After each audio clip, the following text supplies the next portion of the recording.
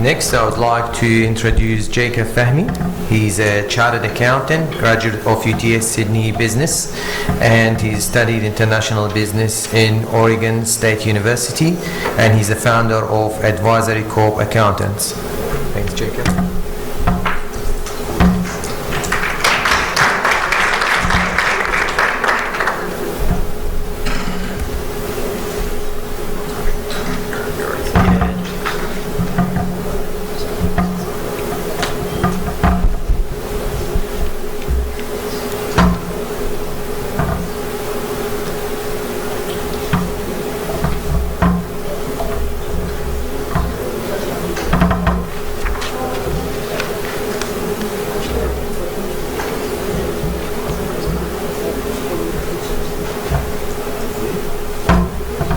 Thank you, George, for that fantastic introduction. So as George mentioned, I graduated at UTS studying business. I also did an international business sub-major at Oregon State University. That was easily the second best year of my life. The reason it was the second best year and not the best is I got married earlier this year, and my wife's out here in the crowd, so I have to say that this was the best year of my life.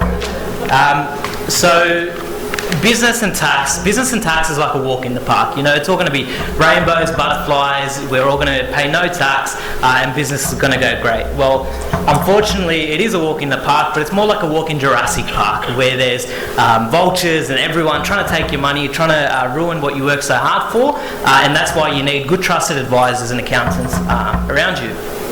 So what are our visions and goals? Our visions and goals are we want to pay the right amount of tax. Hands up here, who wants to pay too much tax? Fantastic, I've never seen it happen. Hands up here, who wants to pay no tax? Okay, unfortunately, if you pay no tax, there's two things that are happening. Either your business is not profitable and there's no money to tax, or alternatively, you're doing something very illegal and dodgy, and I don't want to be able to prepare a tax return from Silverwater Jail. So I don't want you to be doing that. What we want to do is protect our assets, and we also want to create, accumulate, and preserve our wealth that we incur. So I wanted to introduce you to someone. This is totally fictional. This is Lee. Lee was one of my first clients as an accountant, and I just wanted to look at some facts about Lee. Lee was a pharmacist. He took over $500,000 of income home, so you know he's on a good wicket. He accumulated wealth of $4 million, owned 3 properties, and was a sole trader. Absolute disaster. There's two things we need to look at. The risk and asset protection. If you're a sole trader and you're in business, your personal assets are up for grabs. So really, really a terrible position for Lee to be in. The second thing we want to look at is our tax bill. What are the individual tax rates? 47% at the top marginal rate. So not only was he not protected, he was paying way too much tax. A simple restructure would have solved this instantly. So some of the factors we look at with a restructure, we want to separate the risk from the person in practice. So often in a couple relationship, we would have one person taking on the risk and practicing, and one person holding all the assets. So if anything happened in the business, we're very well protected. We also want to look at some compliance costs. How much is it going to cost us to maintain the structure?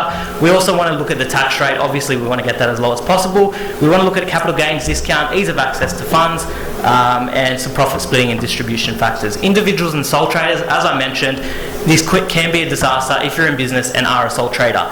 However, there are some good things about being a sole trader. If you've got a heavily geared investment property, this is not so bad of an option. The reason is you can obviously negative gear, and you can potentially offset some income with some deductions you can claim against that property.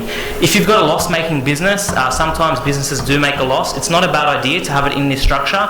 The reason is you can offset some of your income. You might be working and doing a business. You might be able to offset some income with those losses. Capital gains discount is available as well. So if you hold an asset for 12 months and you sell, you can be up for a 50% asset discount, a CGT discount, which is fantastic. Very easy to access the funds. Wouldn't ever recommend it for people in business, but would recommend it if you're just holding property.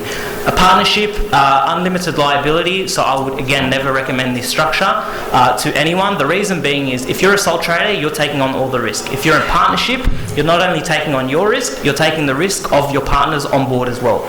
So I would have a really good think about that. The tax rate can also be up to 47%. And there's not great splitting options because it's just split between the partners. Compliance costs relatively low, starting to go up a little bit, but again very low.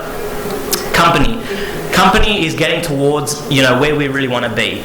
We use what's called a corporate veil to separate ourselves from the business. So we think about the company as a separate entity trading on its behalf, and we are separate to the risk incurred in that business. The tax rate is 27.5%, which as a comparison to marginal as an individual is 47%. So very, very good times.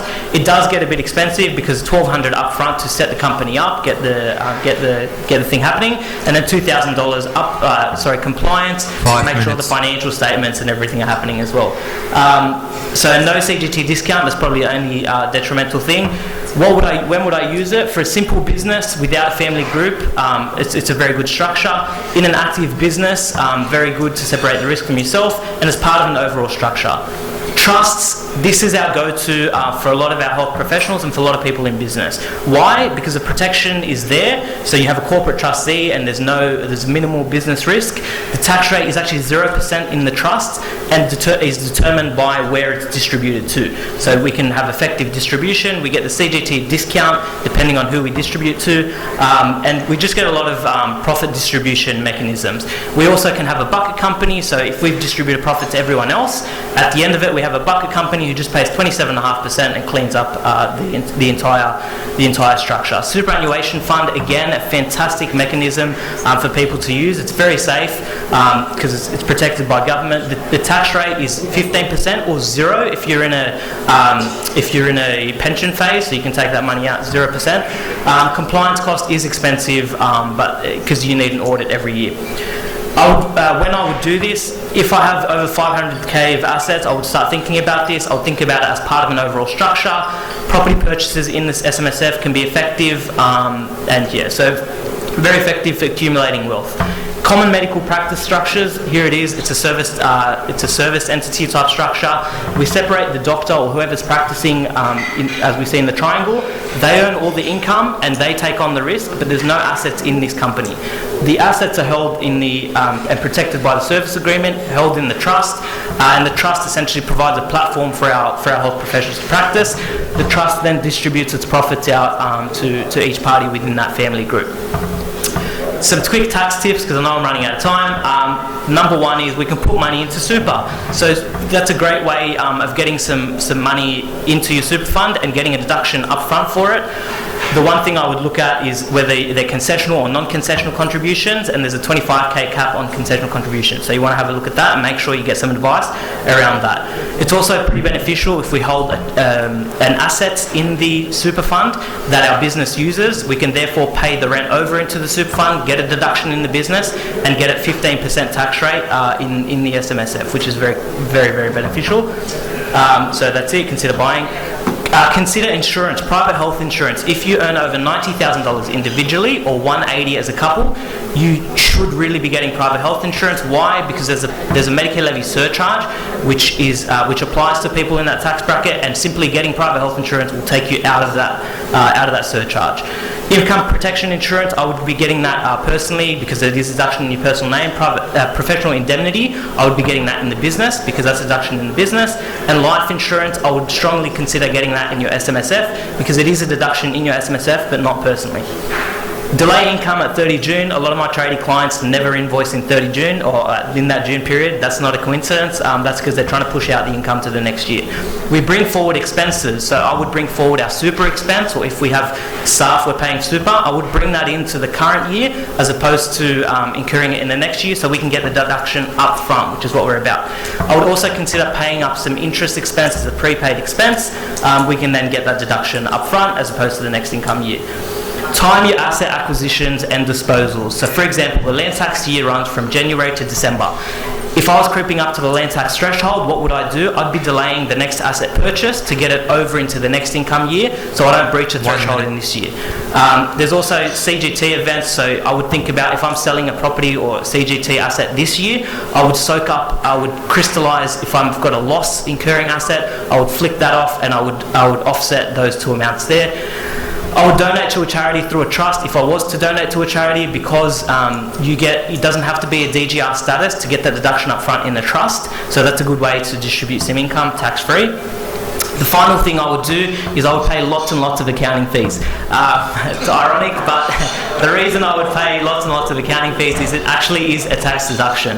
So, take care of your accountants, they're good people. So that's it there. So what did we learn? We learned to plan. Let's think before the event, and let's do things before things happen, as opposed to calling your accountant after buying a property and saying, hey, what do I do? Thank you, it's Janet. too late. Thank you, You've already Janet. done it. So We're out of time. Thank you. Thank you.